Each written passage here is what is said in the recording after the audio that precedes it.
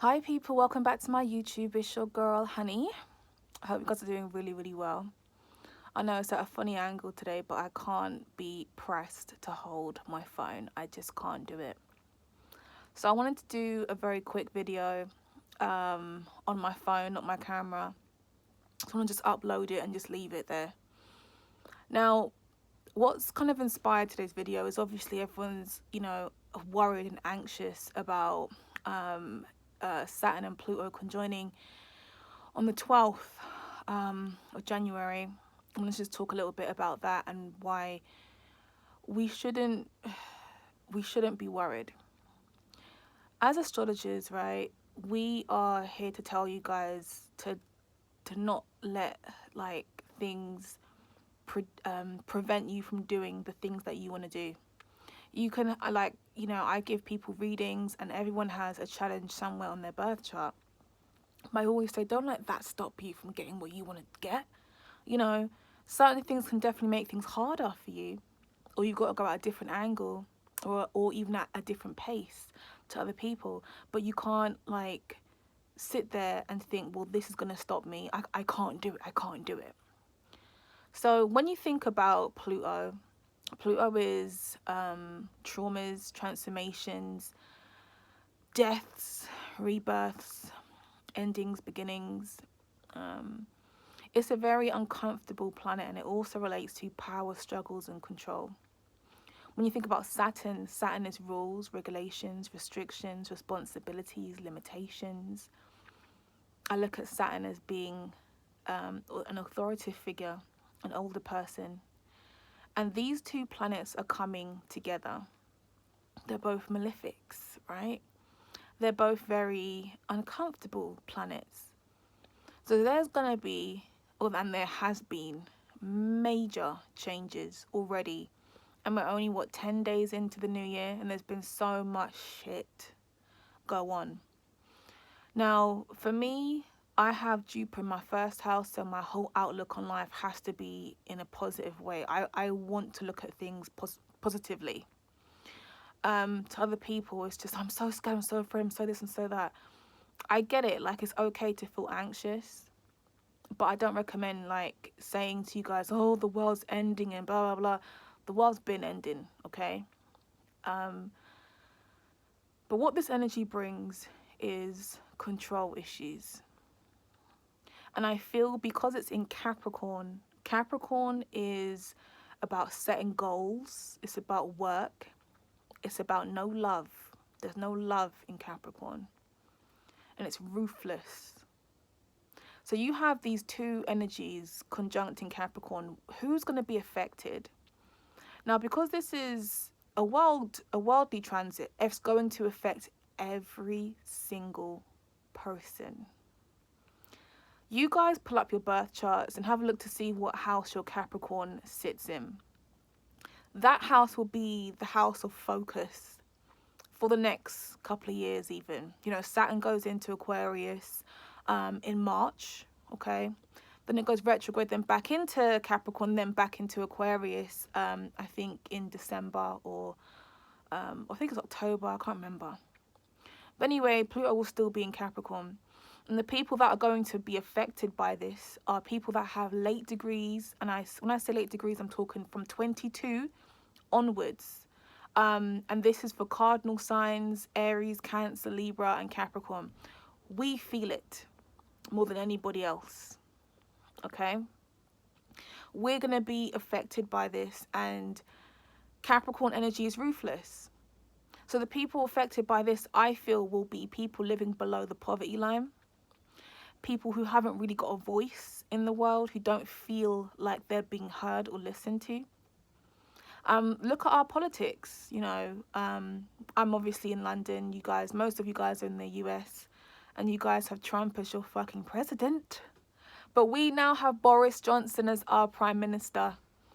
And you guys who don't know who he is, Google him and you will see he looks exactly like Trump. Is he like Trump? Yes, he is. Boris Johnson is a conservative. What's conservative is Capricorn energy. He was always going to be prime minister. Always. And conservative energy, or conservatives, a lot of the talk has been, we're going to lose our NHS. We may have to, but the people who aren't particularly fussed about that are people who are making a lot of money. So why is that? People who make a lot of money get a lot of benefits through their work. So benefits relate to, having private healthcare. So they haven't got to wait like 4 or 5 hours to be seen by a doctor. They haven't got to wait 3 weeks to get an appointment with their GP. Regular people do. So they're not really that fussed about, Boris Johnson coming in and the Conservatives taking over. Because Capricorn energy is designed to affect the people who may not benefit from the hard work that they put in. Now, another thing as well, when it comes to this Capricorn energy, it's asking us to set goals. Those people who are living below the poverty line, where do you see yourself in 12 months' time, in 2 weeks' time, in 6 months' time? Capricorn is about setting goals, and you have to work towards these goals, honey. It's about working towards these goals. Because Saturn, Capricorn, and even Pluto all relates to offering you the rewards, okay? And because it's Capricorn, it's slow moving. So a lot of us feel like we're never going to reach this goal. But you see, even my mum, has been in one of the same positions for years. Like she's got the same job. Like she's got Saturn conjunct her Mars. So it's this very consistent. And she's now beginning to make some changes in her life. And I'm so happy for her because, she's got Pluto transit through her 8th house. And I said to her, you need to start doing stuff now. So she's started to make changes, and I feel like she's going to be rewarded for it because she's had to take a lot of time to think about exactly what changes she has to make. So you see, again, you may not feel like you're doing the right thing, but changes are going to be a big deal for you because it's major. We have to start thinking for ourselves because, again, Capricorn shows no love. There's no such thing as love with Capricorn. What else has happened? This whole thing with Prince Harry and Meghan Markle. Everyone's so mad at him. I just don't understand why. Like, I get he's royalty. And, she becomes royalty because she's now married to him. But ever since she's come here, the British tabloids have been absolutely ruthless, racist, and verbally abusive to her. And a lot of the British people have felt how they felt. And it's so upsetting and unfortunate. And a lot of them link it down to her being an attention-seeking whore or whatever. Like, they, even their baby got attacked, got called monkey. And it's like, why can't people just live their lives? What is the obsession? So I think it was announced yesterday that his plans are to take his family away to a different country. I think they're going to Canada, and to go and be free and be independent. And I thought, yes, Harry, good on you, So Harry's 35, and he's in his 35th annual perfections year, which makes him which makes it a 12th house year. He's a Capricorn rising, and he's got Sagittarius ruling his 12th house. Now, he's always needed to escape. He's been the rebel of the family. Smoked a bit of weed here or there, He was just a rebel of the family. And we've always liked him for just being his authentic self, So this year, he needs to travel. Meghan Markle's going through a Pluto square. She's 38. So she's approaching her Pluto square. Or no, she's in her Pluto square right now. Pluto squares are uncomfortable. And they actually begin at around, I think, 35, 36 maybe. And what happens is you got Pluto squaring Pluto. And it relates to bringing up traumas and feeling very uncomfortable and unsettled. So he's had to make the right decision, which is to remove his family from And she's a Libra moon. She's got Saturn and Jupiter conjunct her moon. She's depressed. You know, she's been depressed, and she hides behind, you know, the optimistic side of Jupiter and the happy Libra, the socialite. She hides behind that, but she's depressed. And he's doing the right thing by protecting his family, protecting his wife, by taking her away. When you think about it, we all love a Disney film. We all love Disney cartoons. And if this was a whole Disney film, we'd be happy for them. But people aren't happy. People aren't happy because he's given up his position, but he can always come back. I was looking at that and thinking, damn, like, you know, people have been horrible to them. And now look, you pushed them out of the country. Awful. So there's that. I wanted to also mention, I've got a Jupiter in Capricorn video coming, but it's taken so long to upload. It's literally just long. What else was there? Just want to make sure I've got everything for you guys. I did write it all down. Uranus. So Uranus goes direct today, actually. It goes direct today in Taurus. And, you know, I haven't even checked the news or anything at the moment, but there should have been some sort of difference financially that's going to affect the world. Like I said to you before, with Saturn and Pluto being in Capricorn, financially we are going to be affected. But Uranus is in Taurus. Taurus is home to the second house, which is the house of our personal money. Having all of this earth energy, we need to be thinking about what we're doing with our money financially or individually. Uranus is all about the internet, technology, unorthodox, unusual, and money being sporadic. And we got to figure out ways to make things stable. So I feel like for the next couple of years, stocks and shares is going to be going through a massive like up and down. Or it's designed to go up and down anyway, but we're going to see like dramatic changes with stocks and shares. Now, oh my God, so what's your life path number, people? Write it down in the comments. My life path number is 4. And this year, this is a year 4 for us, for everybody. So that scared me actually when I looked into it, because having, you know, a life path number 4 relates to working till the death. Okay, that sounds like me because I work a lot. But working to the death is basically what we've got to do this year. Okay, we are aiming to work hard this year. If you're unemployed, figure out a way to make money whilst you're in between jobs. That's what it's asking of you. Don't be, you know, sitting there feeling sorry for yourself. Figure out a way to make money. Do drop shipping. Buy shit from China and sell it on eBay. You can do like there is no excuse for anyone to not try and make a little £2 here or there. Like, that's what Capricorn is about. Being self-sufficient and independent, you know. So there's that. We've also got the lunar eclipse. Oh my God, that's why I'm doing this damn video right now. That's why I bloody forgot. So the lunar eclipse, people, the lunar eclipse is happening as we speak, depending on where you are in the world, but it's happening right now, and it's in Cancer. This is actually the last one for Cancer and Capricorn. And look at where Cancer is in your birth chart. Look where Capricorn is.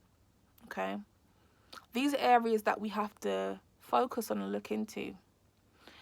Yesterday, I was sat in the car with my mum, and we were just talking because we was going to visit my dad. And when there is a lunar eclipse, the moon is like the most predictive way to figure out what you're going to be doing that week. And my dad isn't well, and this has probably been a thing over Christmas, so he's not well. And over the last couple of days, I've just had some news and stuff. So we sat in the car, and we looked ahead. We just looked straight ahead, and there was the moon. Like, it was so clear and so bright. And I was like, oh my God, it's fucking lunar eclipse tomorrow. This was yesterday. And I was like, I just burst into tears. I just started crying because this is the last lunar eclipse of the year in Cancer. And after having so many, last year, I just got upset. My mum was just holding me because it was significant for me. And it meant so much to to see it, and it was an indication of, what to look out for with my year ahead. And when you got Cancer moons, it's so important that you use that time to spend with your family and your loved ones and the people that mean the most to you. And as I was saying, the moon is the most easiest way to predict what you do that week. So the moon going through particular houses, how is that going to affect you, and what sign it's in is going to also affect you. So, with this stuff not being planned, we was at my dad's house, and it was, such a nice family affair. We spent time together, and my nephew was there, and my dad and my nephew were bonding, and it was just amazing. So most of you know I'm in my Saturn return right now, and I have literally been like pretty good up until like last week, or let's say December. And I was like, oh, Saturn return's here, things are starting to happen. So my Saturn is actually at 25 degrees Capricorn. And Saturn, as we know, is approaching my natal Saturn. And I'm now scared because Saturn also squares my sun. I'm a 12th house sun. And the sun and Saturn represent your authoritative figures, is your father. So, like, my dad, he's not well, and I'm just worried about, what's going to happen to him. I'm scared. And, like, with my Saturn return, my Saturn is in my 9th house. So I thought, oh, I'm going to be struggling with my studies or issues with traveling, but it's my dad. So I want to just kind of point out to people that if you guys need readings and stuff booked, I have Foxy and I also have Ashley on my website who are doing readings, because I can't take on board any readings right now. When you got Sun square Saturn, you become the sole carer for your parent. So I'm having to do a lot for my dad at the moment, and my mind is on my dad right now. The people who have already booked readings, I will be completing them still. But for now, until I feel a little bit better, I'm not taking on board any new natal chart readings. I'm still doing synastry. I'm still doing the random questions, but I cannot do intense because it takes up a lot of energy. But those of you who are dealing with parent issues and a sick parent, I never knew or have dealt with, I've never experienced anything like this in my life. And Saturn return has definitely hit me. But yeah. So, and bearing in mind, I'm also, just so you guys know, because I look at astrology for everything. I'm an Aries sun, a 27 degree Aries sun in the 12th house. Pluto is approaching my sun, and Saturn is also it's squaring my sun, coming up to squaring my sun as well. So there's just so much going on. My dad is an Aries moon. He's also a Pisces north node, Pisces sun, and Jupiter will be squaring his sun very soon, and his north node. And I said to him, don't travel, but he wants to go away, and I just worry that once he goes, that's it, because the nodes play a big part when someone passes away, and I just don't want him to travel and I'm not there. Like, it's just not gonna be great. So anyway, that is my video today, people. So this energy, like I said, is going to affect you, you know, if you have late degree cardinal signs, but it's going to affect us all worldly, especially financially. But this is the time where we are taking on board more responsibilities than ever. But don't shy away from it. We have to do it because it's what we have to do to survive. This is all about survival. Okay? Saturn, Pluto, Capricorn is all about survival.